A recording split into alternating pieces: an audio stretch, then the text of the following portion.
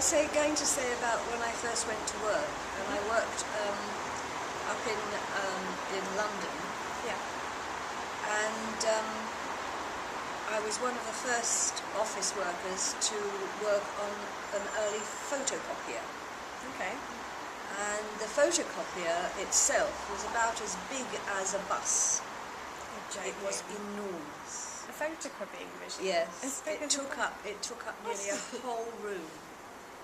And it was, you had to put all these weird chemicals and powders and stuff in it, and you had to have this great ventilation pipe coming out to the street to ventilate it, because it was amazing. So what did people do before photocopying? They just hand typed or copied. Yes, they made hand copies. But this company called Ozolid brought out this enormous, great photocopier, which was considered to be revolutionary at the time.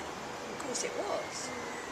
But it was just a case of putting some photosensitized paper in, and then as it went through the machine and picked up the original, it burnt away all but the print. Yeah. And then, of course, it came out the other side. But it took about, I don't know, 10 minutes, quarter of an hour for one copy to go through. And there was all these lights and puffs. And, it was really quite exciting. So they were the first ever Yes, photocopiers. they were. That's right. And at the same time, I was being taught typing in the firm's typing school. So in the afternoons for an hour, I would go into this room with other girls, and we would be taught how to type. And the teacher would play a record, and we had to tap in time to music. And you had a cover which covered up your hands, so you couldn't look where your hands were going. So you had to do you had to, without... you had to touch what they call touch type to music. So they taught me how to type, and then eventually I went into their typing pool, and the bosses dictated onto a cylinder, a waxed cylinder, and they had a kind of like a microphone which recorded their voices onto these wax cylinders, and then they brought the wax cylinder and all the paperwork to you or to the typing pool, put it in a box, and then when you were ready, you went to pick up a cylinder and the paper, and then you had this machine that you put this cylinder on, and great big headphones, and a pedal which you pushed to start and to stop and to reverse, and then you typed from his dictation.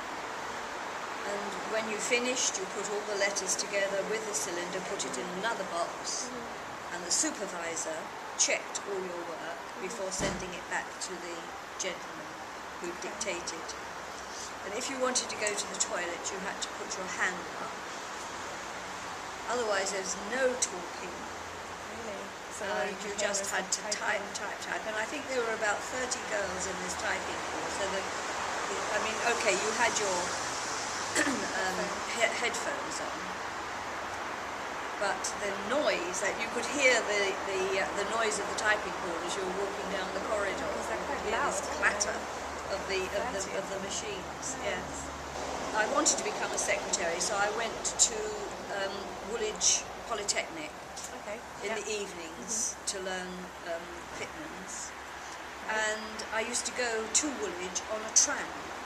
They used to have a tram from Eltham over to Woolwich, and so I used to go by tram to night school, and I had learned Pitman's Shorthand, so that eventually, if a shorthand typist job came up in the company, then I would be able to take it over. Yes. My first junior secretary job, I went to work in the city in an insurance company for a solicitor, and there was a very elderly senior secretary, and she used to iron. She had an iron, and she used to iron her boss's letters and newspapers, Right. because he didn't like creases. So she ironed his letters before she took them in. And I was amazed. That's very This is ridiculous. And we all had to file into the chief solicitor's office to say good morning Okay. before we went and sat down at our desks. Sounds very strict. Unbelievable. And then in the evening we had to we got our coats on, but dead on 5 o'clock we would go into take it in turns, the senior secretary first, then me, to say good night to the chief solicitor. You don't get that nowadays, do you? Absolutely not. I mean, times have changed so tremendously over the years.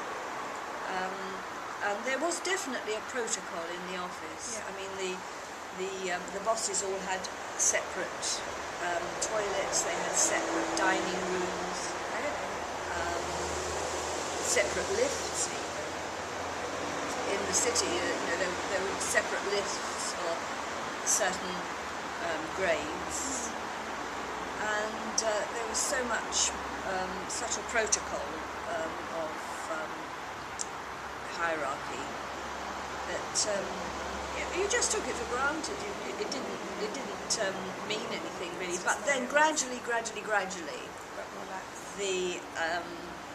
when the swinging 60s came in and everybody became much more relaxed and much more informal, all those sort of things broke down. And of course, people who'd been brought up in that atmosphere found it quite strange that suddenly, people were being so much more relaxed.